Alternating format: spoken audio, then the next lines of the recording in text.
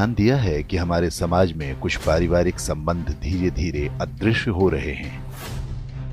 पहले हर बच्चे के माता पिता के अलावा चाचा, ताऊ, बुआ, मामा, मौसी जैसे ढेरों रिश्तेदार हुआ करते थे, लेकिन अब ये सभी मानो विलुप्त प्रजाति होते जा रहे हैं।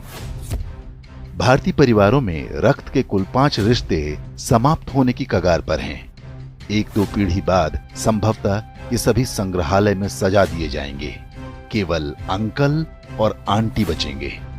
इसे इस तरह समझा जा सकता है, यदि किसी दंपत्ति के 2 पुत्र और 2 पुत्री हैं, तो उनके सभी 5 रिश्ते यानी ताऊ, चाचा, बुआ, मामा और मौसी होंगे। यदि 2 पुत्र हैं लेकिन पुत्री एक ही है, तो उनकी जो संतानें होंगी उनकी कोई मौसी नहीं होंगी।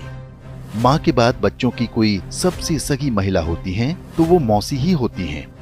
यदि किसी के 1 पुत्र और 2 पुत्री हैं, तो चाचा और ताऊ के रिश्ते नहीं होंगे। यदि 1 बेटी और 1 बेटा है, तो उनकी संतानों का न तो कोई चाचा होगा, न ताऊ, न मौसी।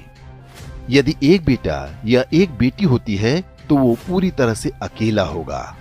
माता पिता के बाद उसका कोई रक्त संबंधी नहीं होगा। सिंगल चाइल्ड फैमिली को उनका निर्णय तीसरी पीढ़ी यानी जिनके वो दादा दादी होंगे बुरी तरह प्रभावित करेगा। उनका पौत्र या प्रपौत्र इस संसार में अकेला होगा।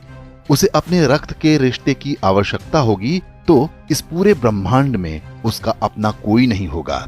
इसलिए दंपत्ति को सिंगल चाइल्ड के निर्णय पर गंभीरता से विचार करना चाहिए। ये न केवल हमारे बच्चों को एकाकी जीवन जीने को विवश करेगा, बल्कि हमारी हिंदू परिवार व्यवस्था को भी नष्ट कर देगा। पश्चिमी देशों में सिंगल चाइल्ड पॉलिसी भारत से पहले आरंभ हो गई थी। वहां पर इसके भयावह परिणाम सामने आने लगे हैं। ब्रिटिश विद्वान डेविड सेलबॉर्न ने एक पुस्तक लिखी है जिसका नाम है द लूजिंग बैटल विद इस्लाम।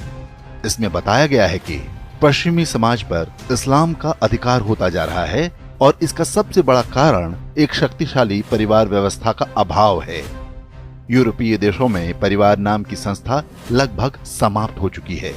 लोग विवाह करना पसंद नहीं करते। समलैंगिकता, अवैध संबंध, लिव इन रिलेशन जैसी कुरीतियां सामान्य बात हैं। उन समाजों में ऐसे बच्चों की संख्या बढ़ती जा रही है जिन्हें नहीं पता होता कि उनके पिता कौन हैं। बूढ़े माता पिता को घर में रखने को कोई तैयार नहीं। ओल्ड एज होम में उनका बुढ़ापा बीतता है। यूरोपीय देशों में आज राजनीतिक दल परिवार को बचाने का वादा अपने चुनावी घोषणा पत्र में करने लगे हैं। ऑस्ट्रेलिया में तो फैमिली फर्स्ट नाम से एक राजनीतिक दल भी बन गया है। पश्चिमी देशों के समाजशास्त्रियों की सबसे बड़ी चिंता ये है कि परिवार व्यवस्था को कैसे बचाया जाए। इस सब के लिए उनके पास यही सुझाव है कि 1 से अधिक बच्चे पैदा हों। अब यही चुनौती भारतीय समाज के सामने भी खड़ी होने जा रही है। क्या हम समय रहते सतर्क हो पाएंगे या हमारे साथ भी वही होगा जो पश्चिमी देशों के साथ हो रहा है?